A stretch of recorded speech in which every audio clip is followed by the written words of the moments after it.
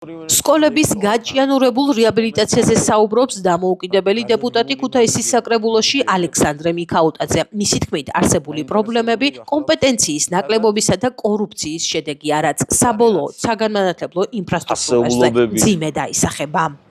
განცდებით გრძნობების წინათ ხელისუფლებას ჰქონდა ინიციატივა ავარიულ მდგომარეობაში არსებული სკოლები დაეშალათ, მათი დემონტაჟი მოეხდინათ და წამოეწყოთ, საკმაოდ დიდი კამპანია იყო აღნიშნულთან დაკავშირებით.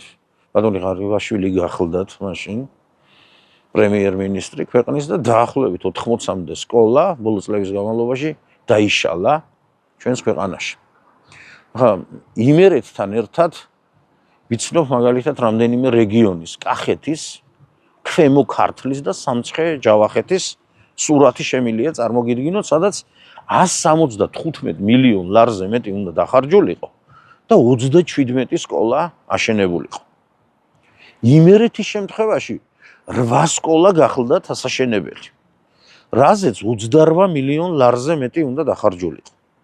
კომპანიამ, რომელთანაც ხელშეკრულება იყო გაფორმებული, დაახლოებით 3 მილიონამდე ლარი აითვისა და მოცემულ ეტაპზე იმერეთში ქუთაისის მეოთხე საჯარო სკოლა, ორი სკოლა ტყიბულში არის, ოფშკვიტში აქვე ძალიან ახლოს არის ესეთი სკოლა, ოფშკვიტის საჯარო სკოლა, რომელიც ასაშენებელია, სამტრედიისკენ, ხარაგაულისკენ, ჭიათურაში ზოდის სკოლა.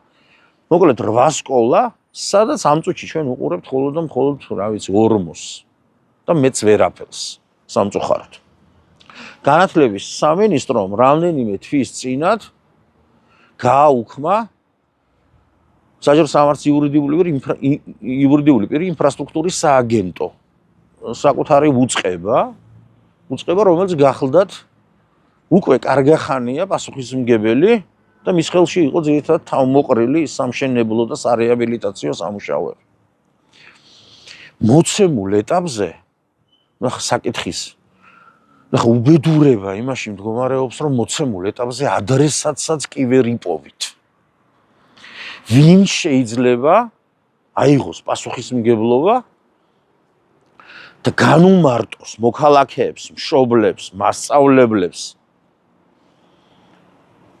რა ვადებში და როდის იქნება კონკრეტული სკოლა ან რეაბილიტირებული, ან აშენებული.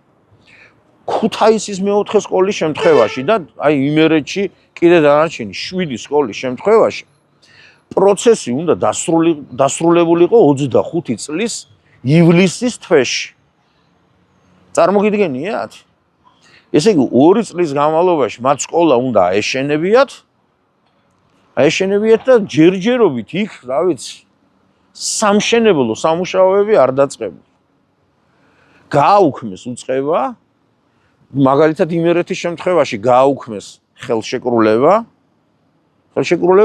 და ადამიანები ვერ გებულობენ რა მოხდება ხვალ და ზეგ, რაც გრანდიოზულ პროექტებზე გველაპარაკებიან. თუ გნებავთ იგივე განათლების სფეროში, მაგალითად სტუდენტური ქალაქებიო და რაღაც დაახლოებით 800 მილიონიან პროექტია საუბარი.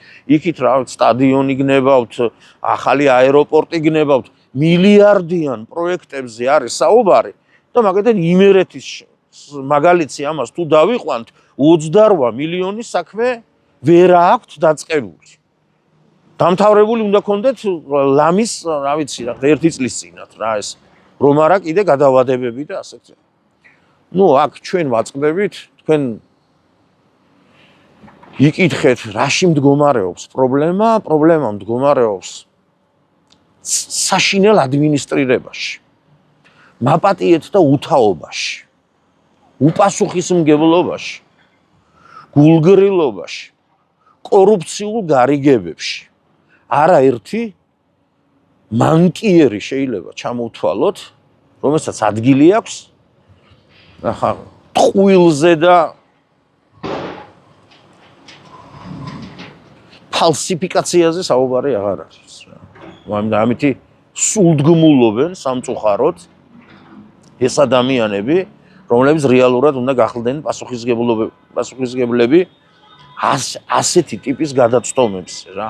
ასეთი ტიპის განსაცდელზე, რომელშიდაც ჩააყენეს მათ ათეულობით სკოლა, აგერ უკვე წლების განმავლობაში. სტატებზე როცა ვსაუბრობდით, ჩამოგითვალეთ სახელმწიფო კანცელარია, პრემიერის, განათლების სამინისტრო, არაერთი უწყება ინფრასტრუქტურით, მუნიციპალური განვითარების ფონდით და სამხარეო ადმინისტრაცია არ მithქვამს. პირადად ფიქრობ, რომ დიახ, მათ აქვთ ის პასუხისმგებლობა, რომ ისინი უნდა წარმოადგენდნენ იმ შუალედურ რგოლს, რომ ადგილობრივმა ცხოვრებმა ქუთაისში და იმერეთში მყოფმა ადამიანმა საკუთარი სატკივარი ხელისუფლებამდე მიიტანოს. დიახ, მათ ჩვენ უყურებთ წარმატებული პროექტების გახსნისას, მაგრამ სამწუხაროდ ვერ ვხედავთ, რომ ჩავარდნებთან დაკავშირებით ისინი რაიმეს აკეთებდნენ. ქმედითი იყვნენ ამ თვალსაზრისით. დგამდნენ ნაბიჯებს იმისათვის, რომ ქუთაისში იქნება ბაღდადში, ჭიათურაში თუ სადღაც წამოწყებული, დაუსრულებელი თუ გასაკეთებელი პროექტები დროზე და ვადებში იქნას დასრულებული. ცხადია, აქ ყველა ინსტიტუციას აქვს საკუთარი პასუხისმგებლობა და ცხადია მათ შორის სამხარეო ადმინისტრაციასაც.